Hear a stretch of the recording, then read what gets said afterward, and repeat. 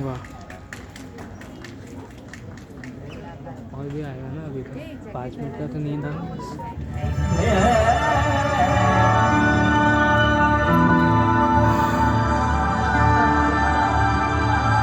विनम्र किसान का बेटा था वो दृढ़ता का भंडार।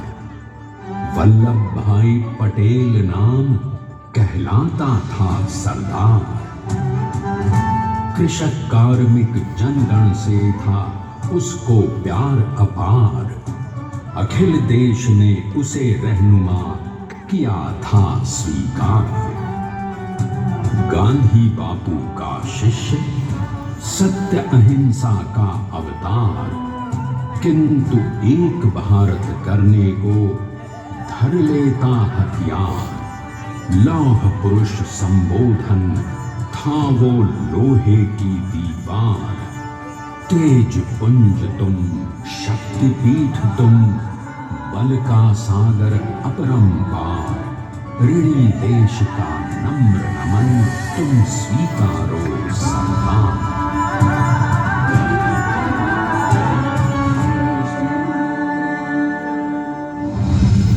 1857 में अंग्रेजों को ललकारने वाले पहले स्वतंत्रता संग्राम के एक सक्रिय सिपाही थे झवेर भाई पटेल।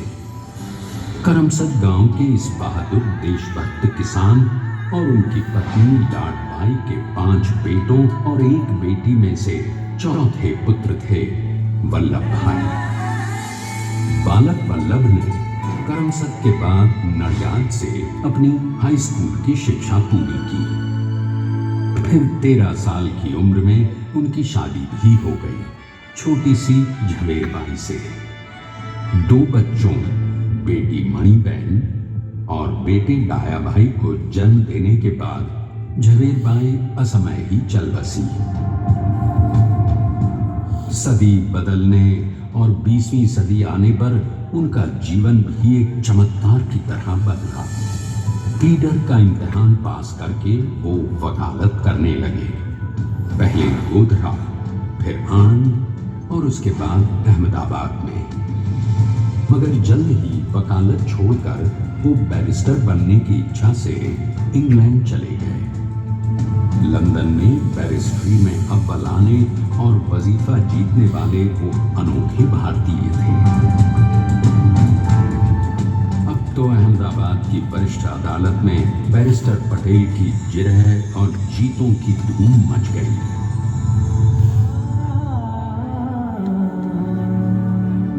तभी एक युग पुरुष ने वल्लभ भाई के जीवन की धारा ही बदल दी। दक्षिण अफ्रीका में सत्याग्रह के अहिंसक अस्त्र से गोरे शासकों को सबक सिखाकर भारत वापस आए बैरिस्टर मोहनदास करमचंद गांधी से मिलकर वल्लभ भाई ने अपने कुछ वर्षों से सीखे विदेशी व्यवहार और संस्कार हमेशा के लिए त्याग दिए और अब वो अपने खेड़ा के किसानों को हक दिलाने के लिए बापू के साथ आंदोलन में कूद पड़े। अब उनके पैरों में जूते नहीं, गांवों की धूल थी। हृदय में भारत भूमि की शस्य श्यामला धरती। मन में थे गांधी और मस्तिष्क में एक नए स्वतंत्र भारत का सपना।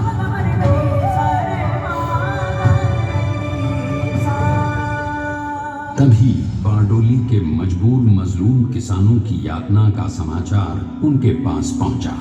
तुरंत वल्लभ भाई वहां पहुंचे और यूं शुरू हुआ भारत का सबसे बड़ा और सफल किसान आंदोलन बारडोली।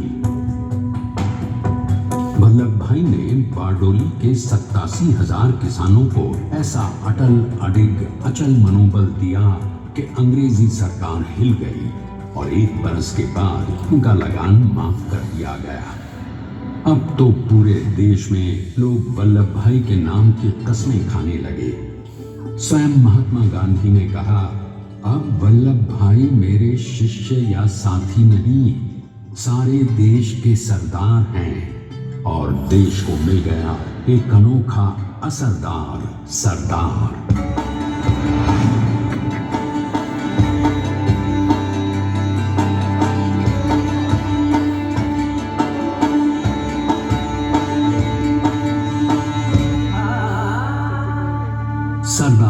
के नाम और देशभक्ति से अंग्रेज डर कर कांपने लगे। 1930 के नमक सत्याग्रह और दांडी कूच में वो बापू से भी पहले गिरफ्तार किए गए। तो सन 1932 में फिर उन्हें बापू के साथ ही जेल में 2 सालों के लिए डाल दिया गया। मगर आजादी के दीवानों को, स्वतंत्रता के परवानों को कौन गिरफ्तार कर पाया है? जेल से छूटते ही सरदार को कांग्रेस के नए राष्ट्राध्यक्ष पद पर चुना गया और उनकी सरपरस्ती में राष्ट्रवादी भारतीयों ने तमाम ब्रिटिश सूबों में जीत हासिल कर वहां अपनी स्थानिक सरकारें बनाई। किंतु सरदार का सपना केवल सरकार बनाना नहीं था। उनका स्वप्न तो था एक ऐसे नए भारत का जहां हर रंग, हर रूप, हर जात, मजहब, तबके का हिंदुस्तानी एक साथ मिलकर एक ऐसा नया भारत बना सके जहां पूर्ण स्वराज के साथ सारे समाज को गरीबी, अशिक्षा, छुआछूत से भी आजादी मिल जाए। इसकी पहली रणनीति थी भारत को अंग्रेजों की गुलामी से आजादी, ताकि भारत के लोगों की अपनी सरकार सबके साथ और सबके विकास के लिए काम कर सके। बापू की अगुवाई में अब देश ने अंग्रेजों को अंतिम चेतावनी दे दी, करेंगे या मरेंगे, क्विट इंडिया, अंग्रेजों भारत छोड़ो। बस फिर क्या था, संघर्ष की रणभेरी बजी। 3 सालों के लिए सरदार पटेल को भी सत्याग्रही नेताओं के साथ जेल में ठूंस दिया गया। 2 सालों के बाद अंग्रेजों को बापू के सभी शिष्यों और साथियों को छोड़ना पड़ा।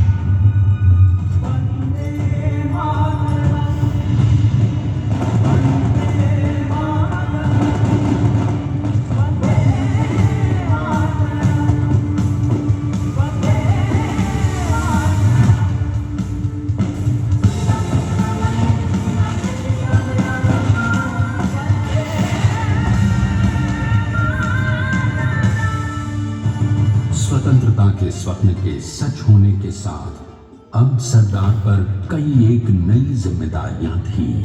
आने वाली आजादी की तैयारी और एक नए भारत के लिए नए लोकतांत्रिक संविधान की संरचना। जैसा उनके साथी ने खुद कहा था, सरदार ने ही 6वीं हथौड़ी लेकर एक नए भारत को उकेरा है।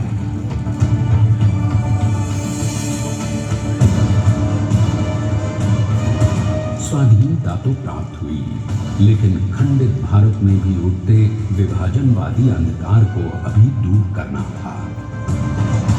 जब देश के खंड खंड होने का भय उत्पन्न होने लगा, तो सरदार ने निर्भय होकर खुद अपनी केंद्र सरकार और साथियों को भी चुनौती दे डाली और जम्मू कश्मीर को बचाने के लिए सारे देश का आकाश वायुयानों से भर गया।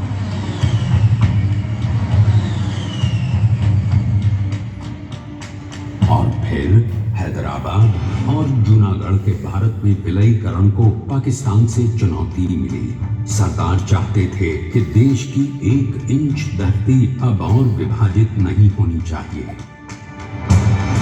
नए भारत को एक करने के लिए समझा बुझाकर, मना कर 565 रियासतों को सरदार ने अपनी सूझबूझ, सदाशयता, संबल से एक नए स्वतंत्र भारत का अभिन्न अंग बना लिया। हमारे इतिहास में अखंड भारत के पुरुषार्थ का ये एक महानतम अध्याय है। जैसा उन्होंने स्वयं कहा था, हमें नए धागों को पुराने ताने बाने में ऐसे पिरोना है कि एक दूसरे में गुंथ जाएं और बेहतरीन बनावट वाला एक नया भारत उभर कर सामने आ सके। अंततः अपने वज्र दृढ़ संकल्प से एक नया विराट विशाल एक भारत श्रेष्ठ भारत बनाकर दिखा ही दिया सरदार ने। संसार के सबसे बड़े प्रजातंत्र के शिल्पी को प्रणाम करने के लिए देश ने बनाया है ये समर्थ स्मारक, स्वाधीन भारत को समर्थ भारत में बदलने वाले सरदार पटेल को समर्पित प्रेरणा तीर्थ भी है। प्रधानमंत्री श्री नरेंद्र मोदी के नेतृत्व में बनी विश्व की इस विशालतम प्रतिमा के सामने आकर सारी दुनिया जैसे स्वयं ही नतमस्तक हो जाती है।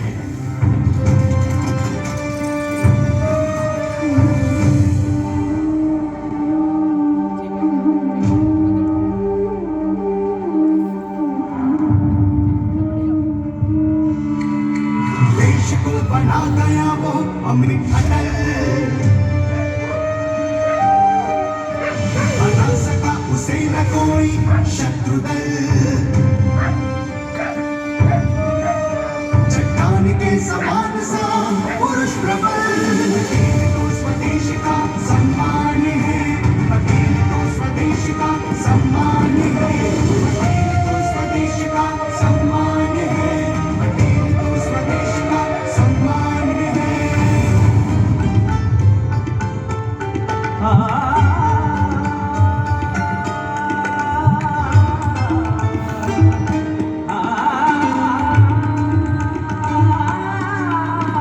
ऊंचाइयां आकाश को छुए उड़े,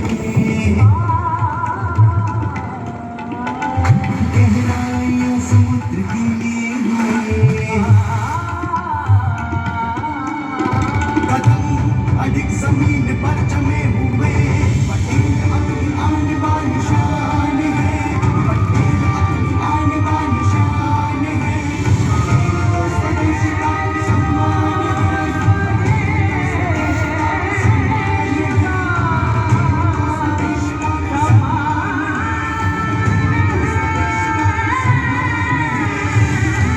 आइए हम देखते हैं कि अपने लौह पुरुष को श्रद्धांजलि देती 182 मीटर ऊंची विश्व की सबसे विशालकाय प्रतिमा का निर्माण कैसे हुआ।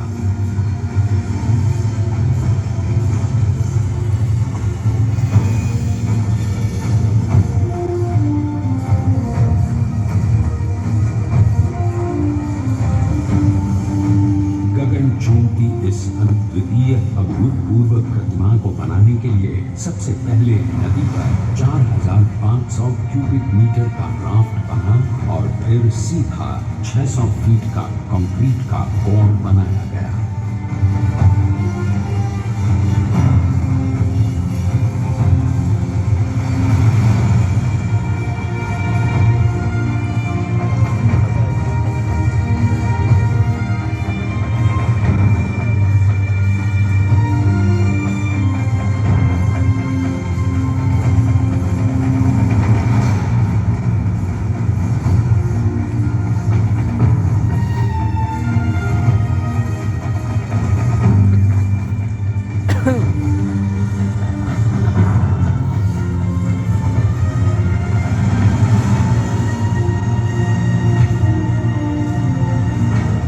इस कंक्रीट कोर के साथ लगाया गया स्टील का फ्रेमवर्क।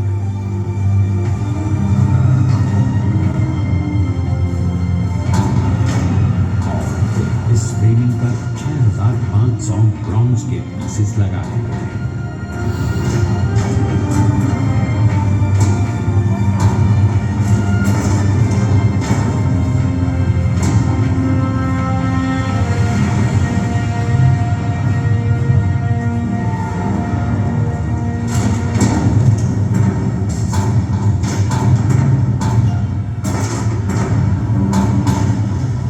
सोचिए कि 182 मीटर ऊंचे इस भव्याति भव्य स्मारक के निर्माण में कितना सामान और मेहनत लगी होगी। 70,000 metric ton cement, 18,500 metric ton reinforcement steel, 6,000 metric ton structural steel और 1,700 मेट्रिक टन ब्रॉन्ज।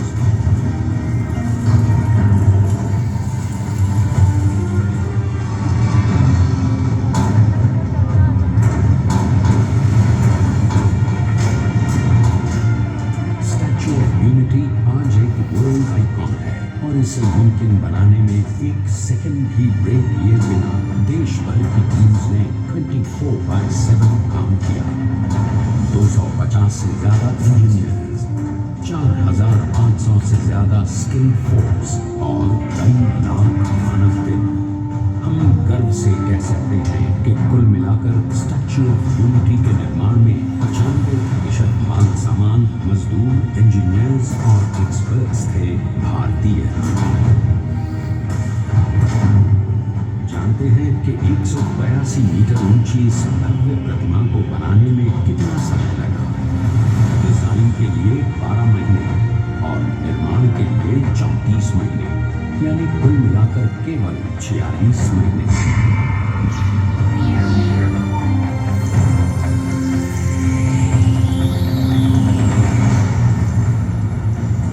और इसी तरह बनी देश के शिल्पकार की एक अनोखी, अद्वितीय, विशाल प्रतिमा, जो सिर्फ आज ही नहीं बल्कि आने वाले न जाने कितने सालों तक यूं ही चमचमाती रहेगी।